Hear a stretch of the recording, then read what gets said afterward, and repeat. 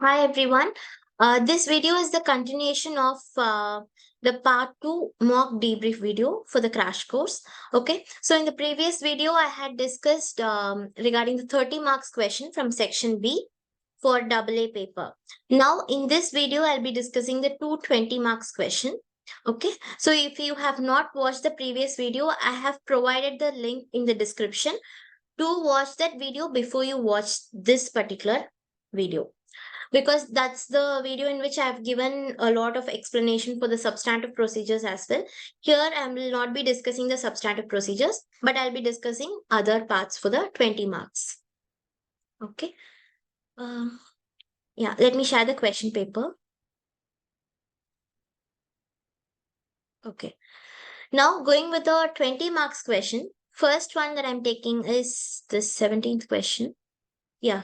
Define and explain materiality and performance materiality. This is a direct requirement that has been given. Okay. So this is not related to your scenario. Okay. So this is a direct question. This requirement is normally for knowledge based area. Okay. So they're just going to test your knowledge relating to this.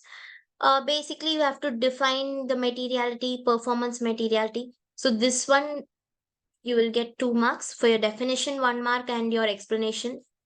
Together for materiality, it will be 2 marks, and performance materiality, it will be 2 marks. Okay. Be descriptive with your answers. Give a proper explanation. Okay. Now, next comes your biggest scenario. Okay. Here, you have 16 marks, only one requirement, and you have 16 marks. Describe 8 audit risks and explain the auditor's response to each risk in planning the audit of Peony Company. Prepare your answer using 2 columns headed audit risk and auditor's response respectively. Okay. So as I have read the requirement here, I can go back to the case. As and when I'm reading the case, I'll be marking which is my audit risk. Either I can mark all the 8 risks and then go for the answering part, or as and when I think this is the audit risk, I'll list it out immediately in my answer sheet. Okay, so this applies for the deficiencies question that we discussed in the previous video as well. So as and when you read, you think you can write the answer immediately, you can do it. Otherwise, mark all the 6 risks and then you can do it. But I think whichever you mark, so this point is, I think, is the audit risk. Immediately I'll put it down in my answer sheet. That would save my time basically. Okay. Okay. Now,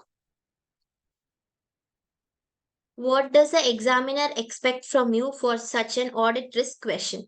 So this has been given as audit risk and auditor's response. 2 columns has to be answered. Okay. So audit risk and audit response. Now, what is basically the requirement here? You just cannot list out what is the audit risk. I just read the case. So this is the audit risk that I think. So I cannot just list it out. You have to identify the audit risk. That's fine. And then you have to explain the audit risk. Why it is an audit risk. Okay, you have to explain that point. I have identified this risk. Why I think it is a audit risk. So that question has to be answered. Only then you will get the complete 1 mark. You're just going to identify what is the audit risk. You will be just getting half a mark. Only when you explain and give a proper explanation regarding why you think it is an audit risk, you will get the complete 1 mark here. And you have to give audit response that will earn you 1 mark. So the question asked you for 8 audit risk and the mark is 16 marks. So which means you are going to list out 8. Okay. So 8 into 2 will give you 16 marks total. Fine. Now I'll just help you with one audit risk, finding out one audit risk and answering that so that you can identify the other audit risks and you will get an idea of how to write the answer. Okay. Yeah, one more thing. Sorry, I forgot to mention. Now, answering this audit risk, I told you have to identify and explain why it is an audit risk, right? So this explanation, the requirement, what the students are required to do is that you have to mention what kind of a risk it is. So basically, audit risk is a combination of inherent risk, control risk, and a detection risk. So the risk that I'm going to identify, for instance, I've identified one kind of a risk. So what kind of risk it is, whether it is an inherent risk or a controlled risk or it is a detection risk, I have to mention this. Otherwise, if I cannot identify this, at least I should answer based on second criteria, that is whether it is an overstatement, okay, or an understatement or a misstatement. Okay. So if I cannot identify based on the criteria that whether it is an inherent risk, control risk, or a detection risk, at least I should make sure I mention this point, whether it is overstated, understated, or misstated. Or even otherwise, I can state specific area in the financial statements that is impacted with an assertion. Okay. Specific area of financial statement affected with assertions. Okay.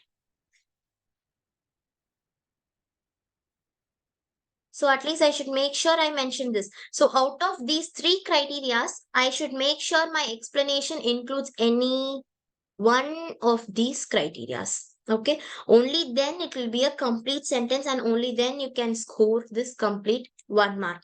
Otherwise, you cannot get a mark for audit risk. Okay.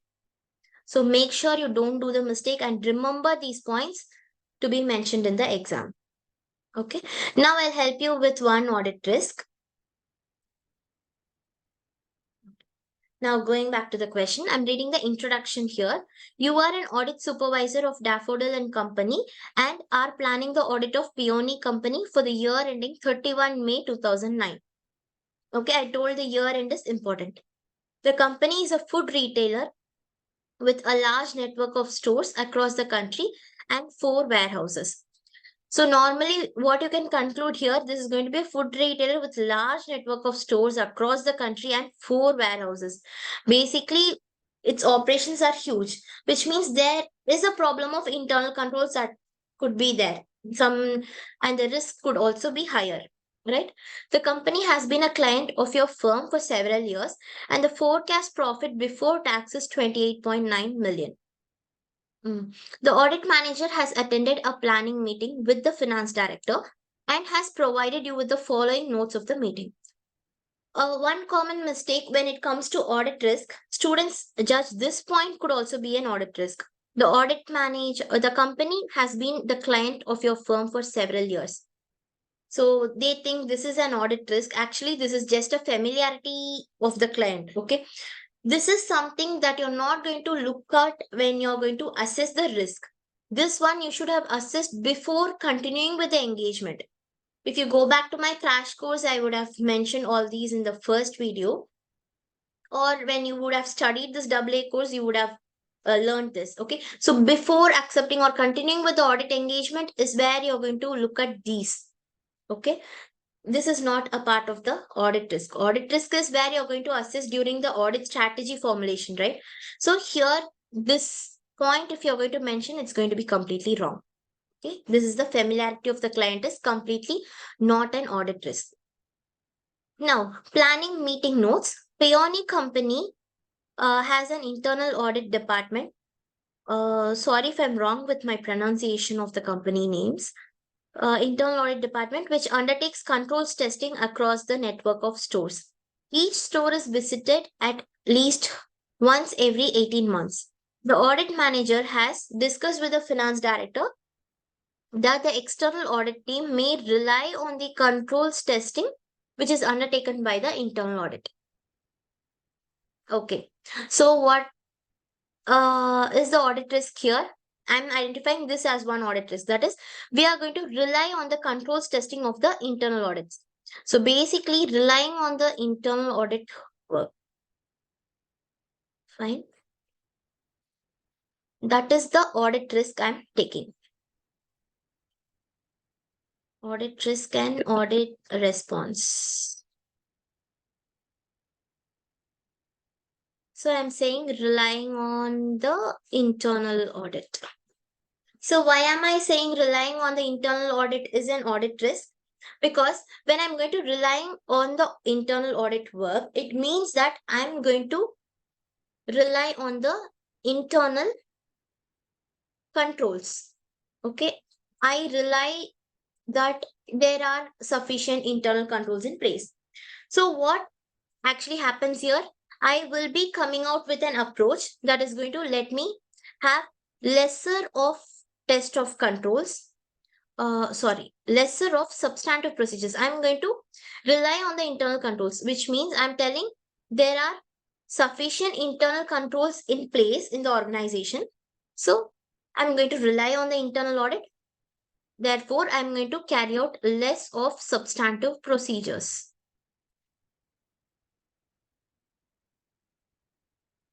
Okay. So if I'm going to perform less of substantive procedures, there is a risk that my opinion would be inappropriate. Okay, my audit opinion will be inappropriate. Right? So this is what you have to explain completely. I told we have to identify the risk. Yes, relying on the internal audit is the identification of audit risk. I have mentioned that. Now I have to explain why it is a audit risk. So now I'm explaining about that in this way. Okay. So my audit opinion would be inappropriate. I told you based on these criterias you should mention something, only then the answer will be complete. I have identified it and I have explained it. This is the reason I'm telling that this is a audit risk. In relying on the internal audit work is a audit risk. But with respect to this criteria, what I can say, this is a part of detection risk. If I am going to perform less of substantive procedures, it could lead to my audit opinion being inappropriate finally as a conclusion. So this raises a detection risk. This results in detection risk. Okay. So this is my complete answer, which could earn me 1 mark for this audit risk. So this is how, these are the points that you have to include. So I've just explained it. You can make all these into a complete sentence. Okay. So this is how the examiner expects you to write the answer. If you're just going to write this, you will get only 0 marks. If you're going to explain this completely, yes, fine, you can get mark, but maybe half a mark. You have to mention this. Be very specific with this, okay? Either a detection risk or I told, right? So based on any of these criterias, your answer should represent any of these criterias. Fine. Then you can write the auditor's response. What can be an auditor response for this? This is like the recommendations that we have seen so far. So audit response, here it could be that you can review the internal audit work that has been done. What was the adequacy of the purpose of the auditing, and you can review their files. What was the test of controls carried out? Okay, so these can be the auditor's responses. Fine.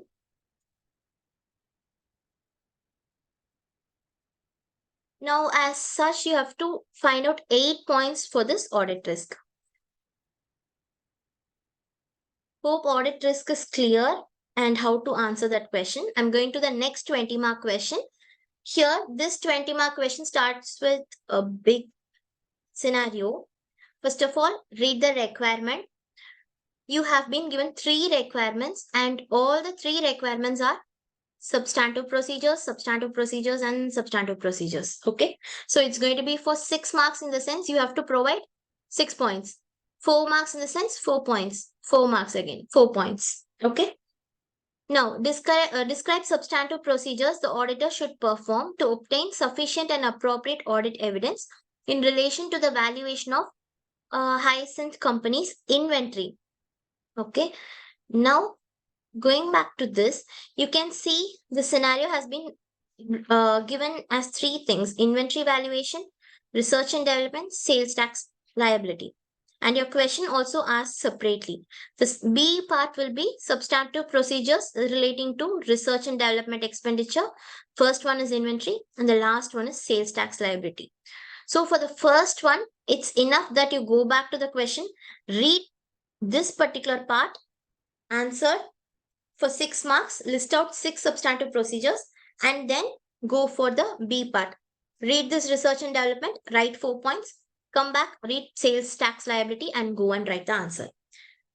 Okay, substantive procedures. I have given you a detailed explanation and clues on how to write substantive procedures in the previous video. So watch that completely. I'm not going to repeat it again with this question. Only one point that I want to address here is that in this A part, if you see, substantive procedures the auditor should perform to obtain audit evidence in relation to valuation. So I told in the previous video that if it is a substantive procedures question, you have to find out whether it is a class of transaction or an account balance, and then come to a conclusion on what are the assertions you're going to address on, right? So now here they have given you particularly which assertion you have to give answer about, obtain evidence about. So what is the assertion here? It's valuation.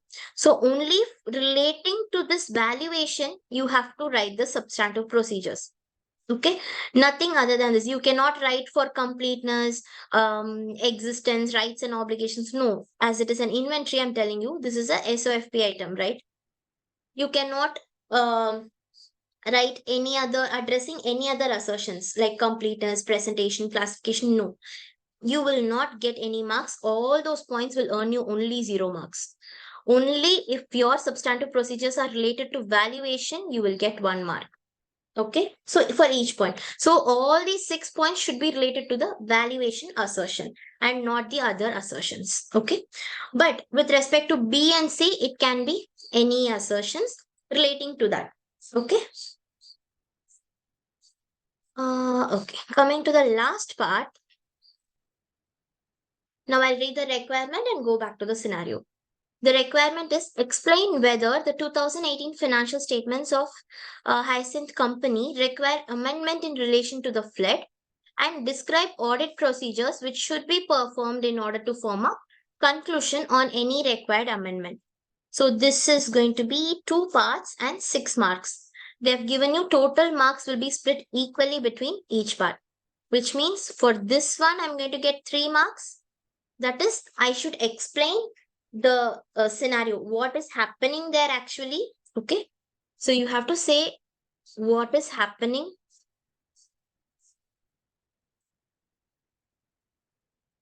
whether it is and explain it, not just listing out what is happening. You have to explain also, and whether it requires amendment. Okay, whether it requires amendment and what kind of an amendment does it require. Amendment it requires. Okay, so all this you have to list out to obtain 3 marks. Okay, and then you have to describe audit procedures that have to be performed. So as it is going to be split of equal marks, so this is also going to be 3 marks, which means audit procedures you're going to get 3 marks. You have to provide 3 points. That is, 3 audit procedures have to be given. Audit procedures also similar to the substantive procedures. However, I told the same way, audit procedures also have to be complete sentence. You can list it out as points, but it should be a complete sentence. Okay. So you have to provide 3 points. I think you will be clear with this second part. I'll explain the first part. That is, explain whether 2018 financial statements of the company require amendment in relation to the flood. Let's look at this scenario. The audit is now almost complete and the auditor's report is due to be signed shortly. The following matter has been brought to your attention. Okay, on 3 February 2019, okay, what is my year end here? You have to know the year end. Yeah, I'll read the introduction part. I'm skipping the substantive procedure, so I'll just read the introduction part first. A Hyacinth company develops and manufactures computer components and its year end was 31 December 2018. The company has a large factory and 2 warehouses, one of which is offsite. You are an audit supervisor of Tulip and Company and the final audit is due to commence shortly. Draft financial statements show total assets of 23.2 million and profit before tax of 6.4 million. The following three matters have been brought to your attention. Okay. Now, on 3rd February 2019, a flood occurred at the offsite warehouse. 3rd February 2019. So, what does this mean? My year end is, the client's year end is 31 December. Okay, 31 December 2018. And when is the flood happening? 3rd February 2019. So, which topic you remember? Basically, whenever you're reading a question related to the topic that you have studied. So, just remember that particular topic for the moment of reading this question and appearing for that question. Okay, that would also be helpful. Now, this could be subsequent events, right? So, this is happening after my year end. So, this is a subsequent event. Now, once you think of a subsequent event, what are the next things that you have to remember? You have to relate it to IAS 10, events after reporting period. So, what are the events after reporting period? You have to remember whether it is, and you have to find out whether it is adjusting or a non-adjusting event. Adjusting or non-adjusting event. Right? So, we'll find that out now. This resulted in some damage to inventory and property, plant, and equipment. So, this is a flood occurred at the offsite warehouse. This is an adjusting or a non-adjusting event. Obviously, a non-adjusting event. You would not be knowing, you did not have any evidence that a flood would occur post year end, right? So, this is a non-adjusting event. If you want clarity regarding the subsequent events, watch my crash course video. All the links for the crash course videos are in the description. Okay. This resulted in some damage to inventory and property, plant, and equipment. However, there have been no significant delays to customer deliveries or complaints from customers. The company's management has investigated the cause of the flooding and believes that the company is unlikely to be able to claim its insurance. Okay. Unlikely. The finance director of the company has estimated that the value of damaged inventory and property, plant, and equipment was 0.7 million, and that it now has no scrap value. Okay. So now we are going to find out whether it's going to be it needs an amendment or not, right? Now what I told, for this explanation, you have to tell what is happening here. So what is actually happening here? This event that the flood occurred at the offsite warehouse is actually a subsequent event. You have to mention all this, and you have to mention whether it is an adjusting event or a non-adjusting event. This has to be specifically mentioned in order to score marks. Okay, if you many students miss to address this. So in accordance with IAS 10, we have found out this is a non-adjusting event. Okay, now the other way in which you have to mention this is, 1 minute. Sorry, there was an interruption. Yeah. So, what is happening actually? It's going to be the flood occurred at the offsite warehouse is a subsequent event, and it's a non-adjusting event. You have to mention this specifically in order to score marks. Many students fail to address this thing, whether it is a non-adjusting or an adjusting event, where you might lose mark. Okay, you might not get the mark that you actually need. Now, then whether it requires an amendment. To know whether it requires an amendment, you have the value given here. It is 0.7 million. So work on the materiality. How can you find out the materiality? You have been given the value of total assets, that is 23.2 million, and profit before tax of 6.4 million. Basically, if you're going to work on materiality, it should be, the amount is said to be material if it is 0.5 to 1% of revenue, and here for total assets it should be 1 to 2% of total assets, and 5 to 10% of PBT. Now, can you calculate what is the materiality level here? The value is 0.7 million for the damaged inventory and PPE. So how much percentage is that? It would be around I guess, yeah. It would be around 10.9% of PBT, which means it is material with relating to PBT, and 3% of total assets. So, which means I'm telling this amount is material. So, if it's going to be material, it's a subsequent event, non-adjusting event, and I have found out that the amount of the damaged inventory and the PPE is material. So, does it require an amendment or not? So, I have to explain all these in my answer. Fine. Then I'm disclosing and I'm declaring it as material. So, this definitely requires an amendment. So, what kind of an amendment it is? This is going to be a non-adjusting event and requires an amendment, means that I have to ask the management to make the disclosure in the financial statements, right? So, regarding the amount, what has happened regarding the flood, and what is the value of the damaged inventory and PPE.